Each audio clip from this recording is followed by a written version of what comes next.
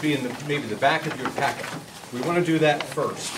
And the reason we want to do that first is because we will not be meeting next week. I want to give you a jump on studying New Testament book sequence. And so I want to make sure we get that. We're halfway through the class, and you haven't seen the New Testament book sequence yet, so we're going to do that. All right, now this needs a little explanation. And so if I could draw your attention up here, this is not your full thing that you have, but I trimmed it down. I want you to notice, first of all, this works the same way as the Old Testament sequence book, the chart. Okay? It should be in the last of your handouts for today. Second to last page. Okay? Did you all find it? Anybody not find it? Okay. All right. Now, I want you to notice this works the same way. Only in the New Testament, we start out with Matthew, Mark, Luke, and John, don't we? And those 4 books tell the same story, and so they're covering the same time frame, aren't they? They're covering the entire life of Christ and His death, burial, and resurrection. So, we've stacked them here, Matthew, Mark, Luke, and John, because they move us historically, but each one from a different perspective. Okay? And then, what happens after the Gospels? What's the next book? Acts. The book of Acts. The book of Acts is also moving us along historically.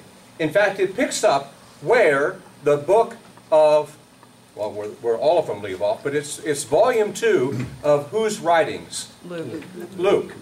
Volume 2 of Luke's writings.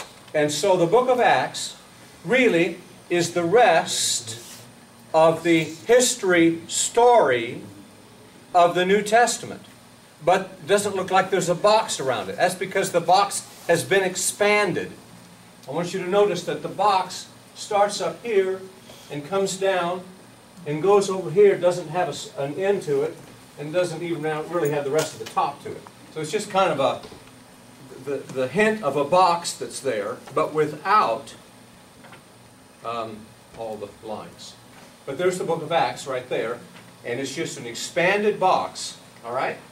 Now then, we've got a 1, 2, 3, P, 4, P. And so the question would be, what is all of that about? We'll get to it in just a second. First of all, after you have these books written, and you start reading in the book of Acts, you're going to find, you're going to come across James, and the book of James was probably written early. So we've got him early. The other books, we would have 1 Peter, 2 Peter about the same time as Hebrews, and Jude, and then 3 Johns and Revelation at the end. Now, let's go to the other part. You've got a 1, 2, 3, P, 4, P. What do you think that stands for? Paul's missionary journeys. Paul's missionary journeys and Paul's imprisonments. Now let's move to this one. So that's what we're looking at here. On the first missionary journey, Paul wrote no books. He basically visited the same territory. On his second missionary journey, he wrote 2 books, 1st and 2nd Thessalonians. On his third missionary journey, he wrote Galatians, 1st and 2nd Corinthians, and Romans. If you study Romans, study Galatians at the same time. He's thinking along these same theological lines, and Romans and Galatians just kind of go hand in hand. And then he was in prison. And while in prison, he wrote these 4 prison epistles. And they are Ephesians, Philippians, Colossians, and Philemon. 2 of these books were sent to the same location. What were they? 2 of these books in this list were written to the same town and to the same house. Does anybody know what they were? Ephesians and Philemon. Philemon and Colossians. Colossians and Philemon. I've got them right down here together. Okay, Colossians and Philemon met in the home of Philemon. Yes, Philemon. All right, you threw me off a second. In the home of Ephesians. All right, so these are the prison epistles, and then the New Testament doesn't give us the information of his release, but there's a pretty good case we can build for that and that he made another journey, and there's pretty good tradition that he went to Spain after his release from prison. And I believe that he wrote 1 Timothy and Titus on a fourth missionary journey, and was again imprisoned, and wrote 2 Timothy just before he was executed in Rome. So 2 Roman imprisonments and probably 4 missionary journeys. Okay, and 3 Johns and Revelation at the end. Now, I gave you a practice sheet on the back side for you to practice in the next weeks, if you like. But we're not near ready for the New Testament yet, are we? So Sam Clam visited us again, and he's recalling the story of David killing Goliath. And David went down to the river and he got the stones. And Sam Clam says, so I said, whoa there, David, old buddy, old pal. If it's all the same to you, I'd rather not be one of your 5 smooth stones hurling through the air.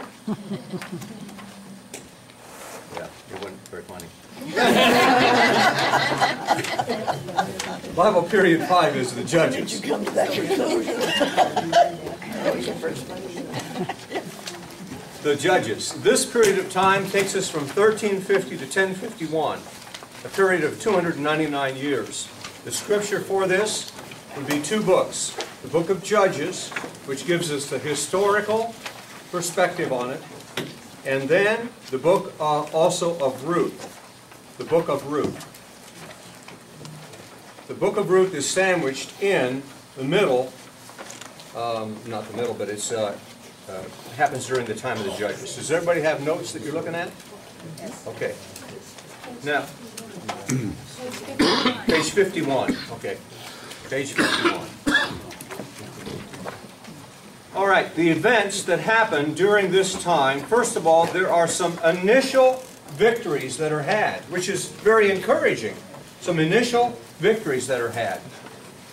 And if you read through the first opening verses in the book of Judges, it sounds pretty good. The Lord was with them, they had victory, and they drove out these people, and then pretty soon you notice, whoops, we are having a different story all of a sudden. And we read about people that didn't drive out this group, and others that didn't drive out that group. And suddenly the story begins to change, so that you have incomplete victories in the second half of the first chapter.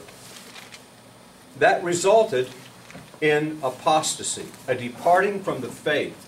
That's what apostasy is, a departure from the faith.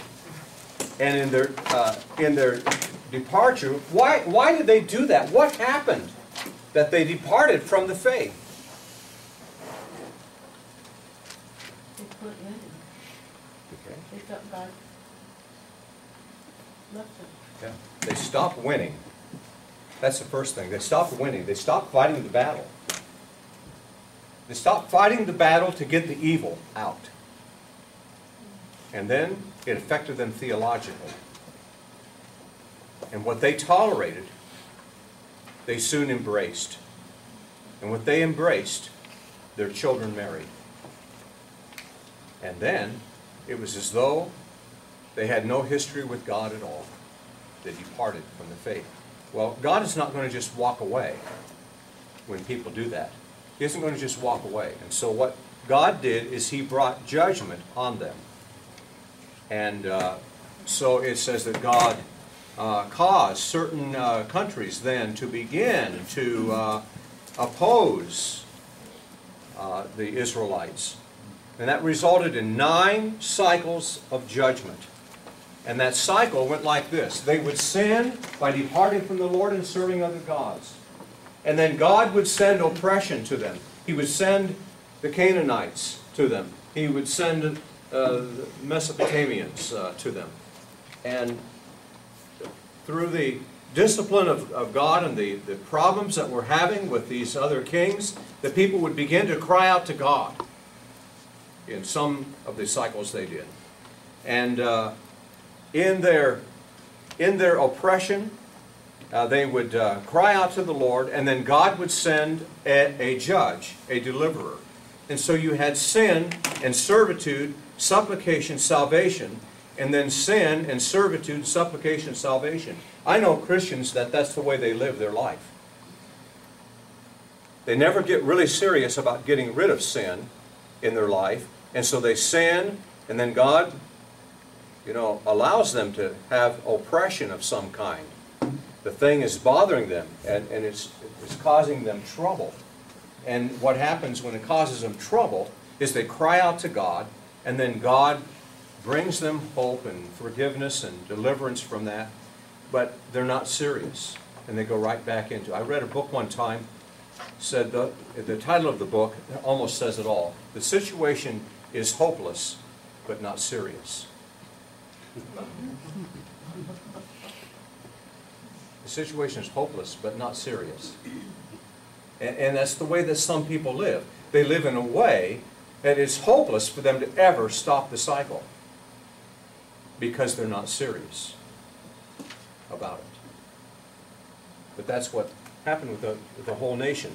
And so I just listed a chart for you. I put it up on the screen, not so you squint and try to read the chart, but just so you turn to the chart and notice from that chart what's going on. You have the first cycle, and in the first cycle, the enemy is Mesopotamia.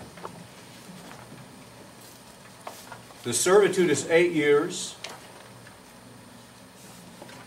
and then God sends the first judge, Othniel, and when Othniel delivers them, the land has rest for how many years? 40 years. They rest for 40 years. And then there's a second cycle. And here it's the Moabites. And they go into servitude for 18 years to the Moabites. And then God raises up Ehud. And Ehud brings deliverance for Israel, and the land has rest for 80 years. Now, does anybody know anything special about Ehud? Left-handed. Ehud was the left-handed judge. Everybody say that. Ehud was the left-handed judge. And that might not particularly strike you as what's notable about that, except that the enemy king was not expecting a left-handed jab with a knife. But Ehud, being left-handed, put his left hand, not his right hand, but put his left hand into his cloak and got his dagger out, a little cloak and dagger here, and greeted him with the point of it. And the king was so fat that the text says, and it swallowed it up, and the fat closed up instead thereof. So the whole knife was swallowed up into this guy's body, and he died. All right, that's an interesting story. And the land has rest after Ehud for how many years? 80. And then the third one, the enemy are the Philistines and the Canaanites, and they serve for 20 years. 3, Shamgar, Deborah, and Barak. Shamgar, Deborah, and Barak. And then there is rest in the land. And so it goes on through. Now you will notice some more familiar names in here. What do you see? Do you see a familiar name or two? Gideon. Now Gideon is known for what? What did he do special that you can remember? Gold fleece. Put out And the a fleece. fleece. He put a fleece out because even though God called him, he was a man without courage. And he's, Yeah. And he's just wondering, did I really hear the voice of God? Or is it just my, wishful thinking? And so, Lord, if it's you, if you really did. And then he puts God to the test, doesn't he? And he says, Lord, what I want you to do is make this fleece to be wet, and the ground around it is dry. And so the next morning goes out, and sure enough, the fleece is wet, and the ground is dry. Well, maybe it soaked up the dew, but the ground around died. You never know exactly. So he says, well, Lord, let's reverse it. This time, the ground is all wet, and the fleece is dry. So he goes out in the morning. Sure enough, that's what. Well, now I know for sure that, God, your hand is with me, and I'll go ahead and lead the people. And then, so we know of Gideon as doing wonderful things and valiant things, but he started out basically a coward.